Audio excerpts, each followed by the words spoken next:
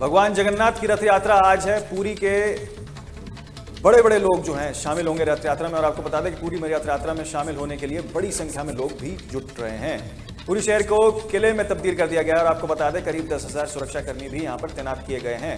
शांति, मैत्री और स्नेह बना रहे, ये राष्ट्रपति द्रौपदी मुर्मू का बयान सामने आया। ट्वीट कर उन्होंने ये पूरी बात कही है और किस तरीके से आज उड़ीसा के पूरी शहर को एक तरीके से किले में तब्दील कर दिया गया है। और भगवान जगन्नाथ की जो रथ यात्रा है वो आज से आरंभ होने वाली है, जहां पर भारी संख्या में लोग जो है यहाँ पर नजर आते हुए दिखाई देंगे।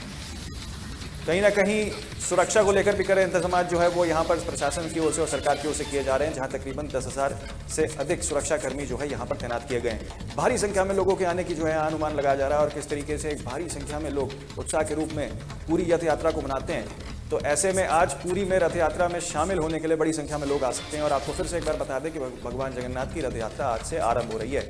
तो बड़ी खबर आपको पूरी से, उड़ीसा के पूरी में किस तरीके से आज जगन्नाथ भगवान की रथ यात्रा को लेकर तैयारियां चल रही हैं। जोर शोर से तैयारियां हैं, जहां तकरीबन 10,000 से अधिक सुरक्षाकर्मी की तैनात होने की खबरें आ रही हैं। वहीं आपको ये भी बता दें कि राष्ट्रपति द्रौपदी मुर्मू ने क्या कुछ कहा है। उन्होंने कहा है कि शांति, मैत्री और स्नेह बना रहे।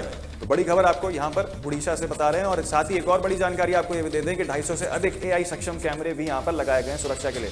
तो 10,000 से अधिक सुरक्षाकर्मी तो वहाँ पर हैं ही, लेकिन साथ ही जो CCTV फुटेज है और कैमरे हैं उनके लिए तकरीबन 250 से अधिक AI लैस कैमरे जो हैं यहाँ पर लगाए गए हैं प्रशासन की ओर से। तो बड़ी खबर आपको बता रहे हैं, जहाँ पर सुरक्षा के कड़े इंतजाम के बीच अब रथ यात्रा जो है निकाली जाएगी आज उड़ीसा पुरी में।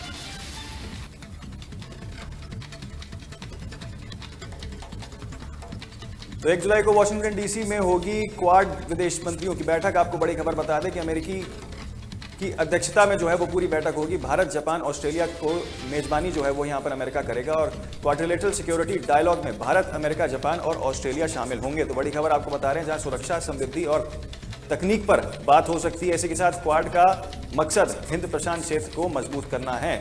आपको फिर से बता दें एक बार कि देखिए क्वाड देशों में 1 जुलाई को वाशिंगटन DC में होगी विदेश मंत्रियों की बैठक। तो आपको बता रहे हैं बड़ी खबर, जहां पर अमेरिका, भारत, जापान और ऑस्ट्रेलिया की मेजबानी करेगा, ये भी आपको बता रहे हैं। साथ ही सुरक्षा, समृद्धि और तकनीक पर जो है बात हो सकती है। इसी के अलावा क्वाड का मकसद जो है वो हिंद प्रशांत क्षेत्र को मजबूत करना है। इसी के साथ आपको ये भी बता दें कि दिसंबर 2004 में क्वाड की स्थापना हुई थी।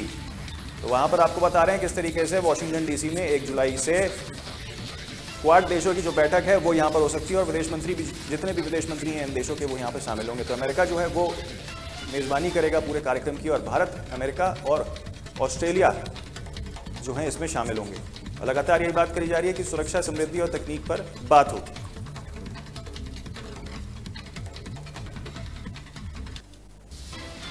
हिमाचल प्रदेश हादसे में अहम अपडेट आपको दे दें, जहां पर बाढ़ से मरने वालों की संख्या बढ़कर 5 हो गई है। आपको बता दें अधिकारियों ने इस बात की जानकारी खुद साझा की है और आपको बता बुधवार को 2 शव बरामद किए गए थे, वहीं गुरुवार को 3 और शव बरामद हुए हैं।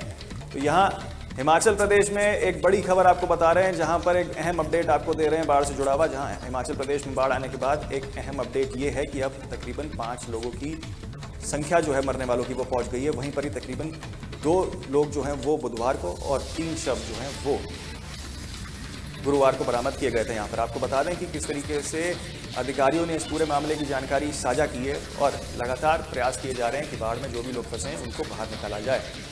तो बुधवार को 2 शव बरामद किए गए थे और गुरुवार को जो है 3 शव बरामद हुए हैं। इसी के बाद आपको बता रहे हैं एक अहम अपडेट जो है हिमाचल प्रदेश से, जहां पर बाढ़ में मरने वालों की संख्या जो आंकड़ा है वो 5 पहुंच गया। और ऐसे में जो वहां लोग फंसे हुए हैं उनको लगातार प्रशासन इसी प्रयास में है कि देखिए सबको बाहर निकालकर सुरक्षित किया जाए। लेकिन आपको ये जानकारी हम दे दें कि अधिकारियों की ओर से जो खबरें सामने आ रही हैं, वहां पर अब बाढ़ में हिमाचल प्रदेश में मरने वालों की संख्या तकरीबन 5 पहुंच चुकी है, जहां बुधवार को 2 शव बरामद किए गए थे और गुरुवार को 3 शव बरामद हुए हैं।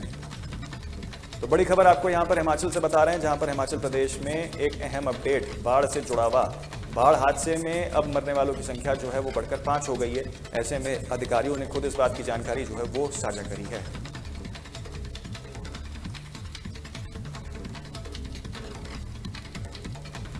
तो ईरान से 183 भारतीयों की हुई है वापसी। आपको बता दें वतन वापसियों में अर्मेनिया से एक और विशेष विमान के तहत दिल्ली पहुंचाए गए हैं लोग।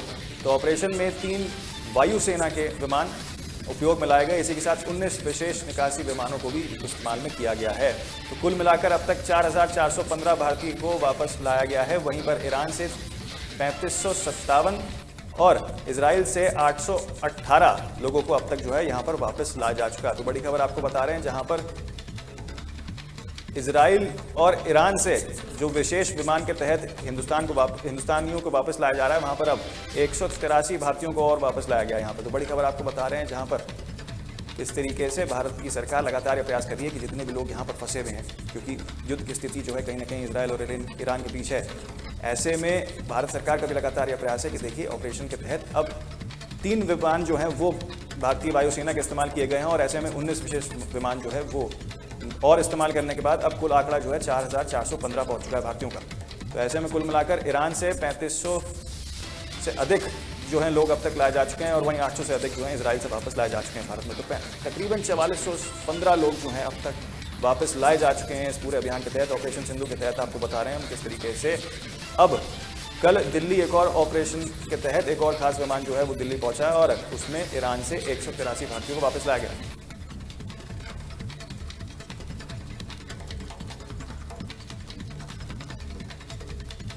तो बैंक से लोन लेने वालों के लिए एक अहम अपडेट यहां पर और एक बड़ी खबर आपको बता दें कि बैंक प्रमुखों के साथ आज मुलाकात कर सकती हैं वित्त मंत्री। तो बड़ी खबर आपको बता रहे हैं, निर्मला सीतारमण आज सार्वजनिक क्षेत्र के बैंकों के प्रमुखों के साथ मुलाकात कर सकती हैं।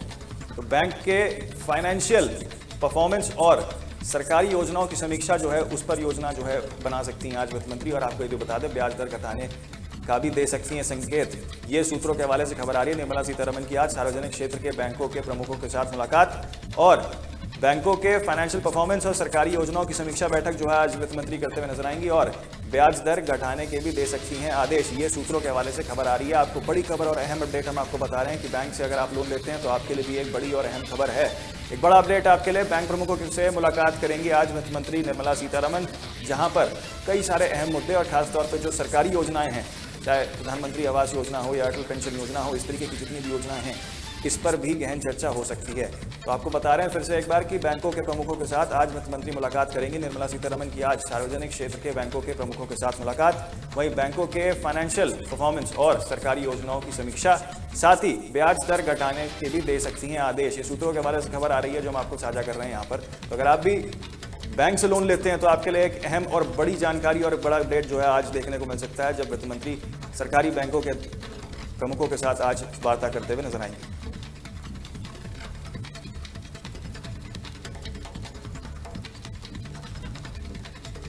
फिलहाल के लिए बड़ी खबरों में इतना ही। बाकी तमाम खबरों के लिए आप देखते रहिए तहलका डिजिटल। नमस्कार।